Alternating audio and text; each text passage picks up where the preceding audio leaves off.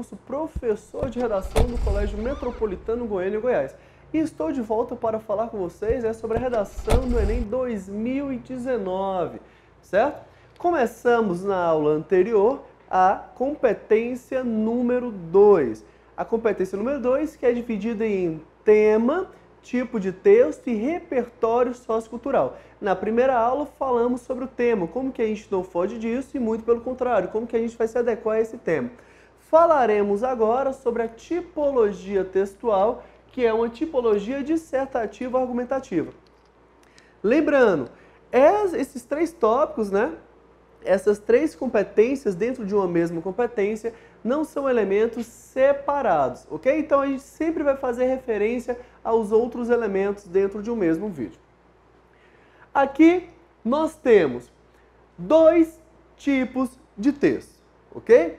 Primeiro é lembrar que o Enem não pede o gênero textual, o Enem vai pedir pra gente tipologia textual. Como assim, Thiago? Qual que é a diferença de tipologia textual para gênero textual?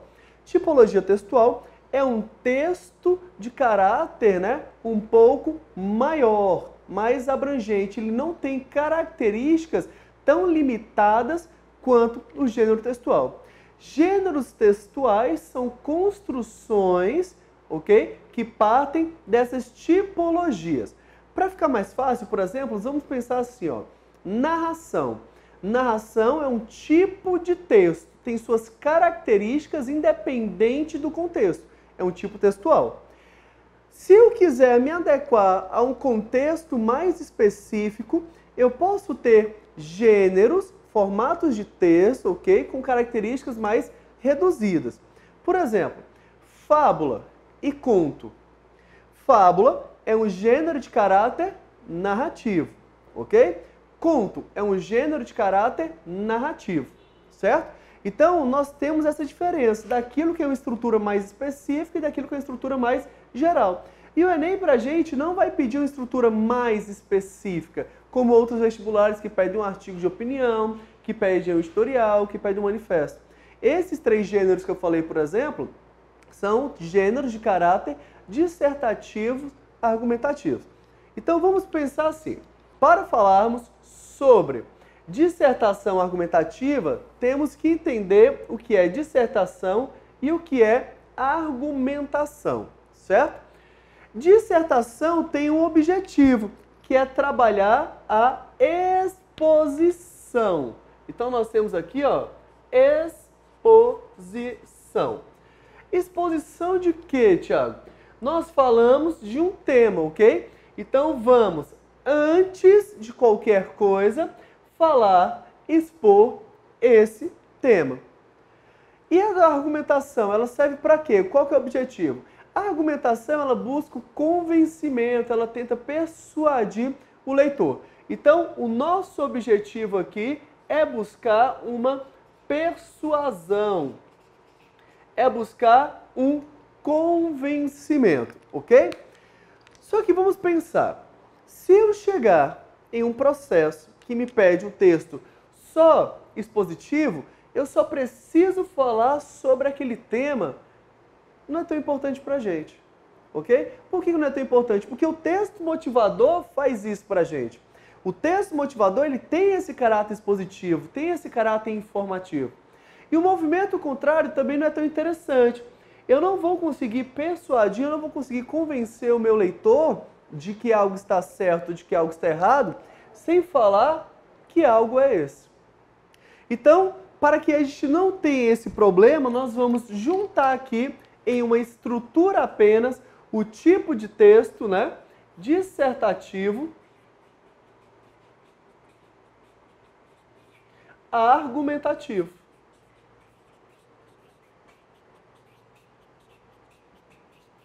Ok? Então aqui, ó, nós pegamos duas estruturas que eram duas tipologias distintas e juntamos essas duas tipologias em um momento só, que vai virar aqui um tipo de texto dissertativo argumentativo, que tem por objetivo o quê?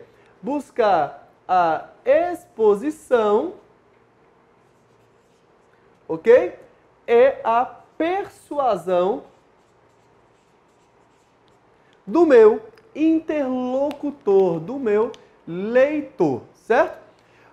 Para isso, nós vamos pensar em algumas questões. A primeira questão é: eu não atinjo nota máxima nesse critério se eu não tiver as 3 partes do texto. Quais são essas 3 partes do texto? Eu preciso de introdução, eu vou precisar de introdução, eu vou precisar de desenvolvimento,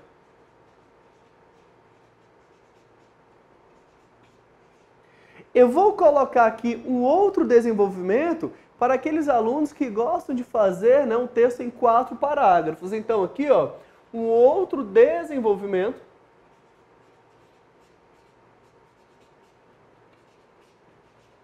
E conclusão.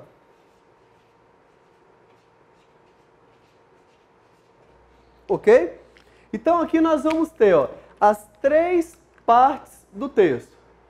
A minha primeira parte, a minha segunda e a minha terceira parte.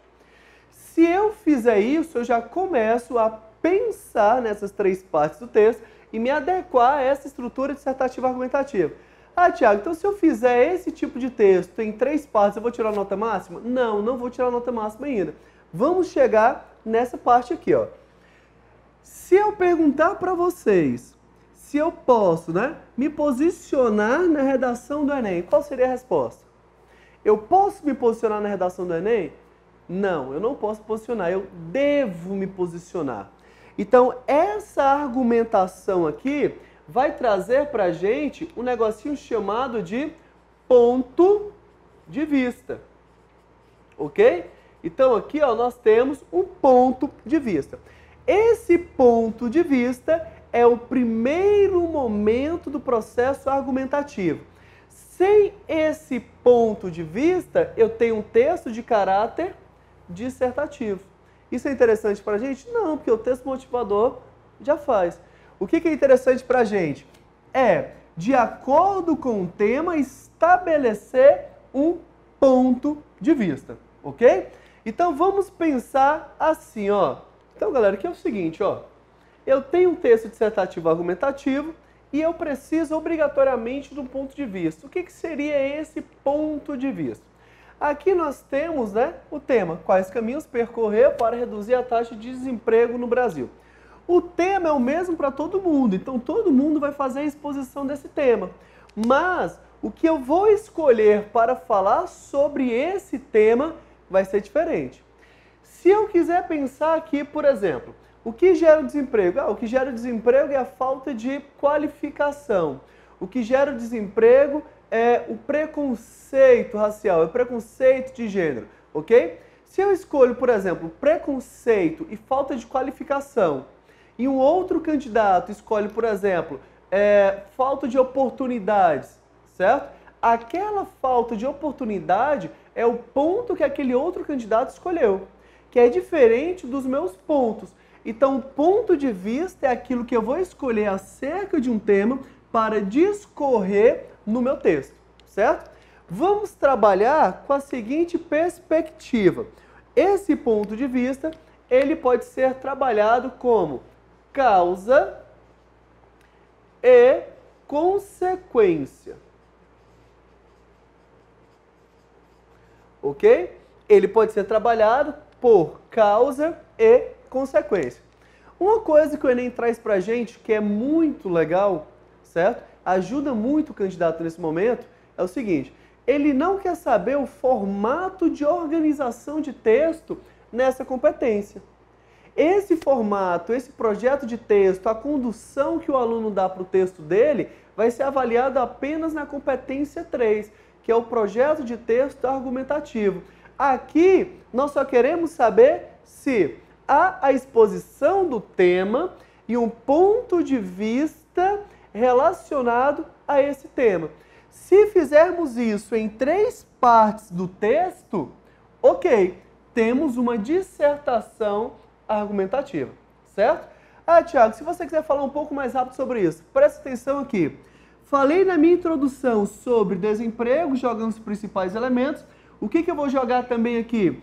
Parte do meu ponto de vista. Quando eu jogo o meu tema mais o meu ponto de vista,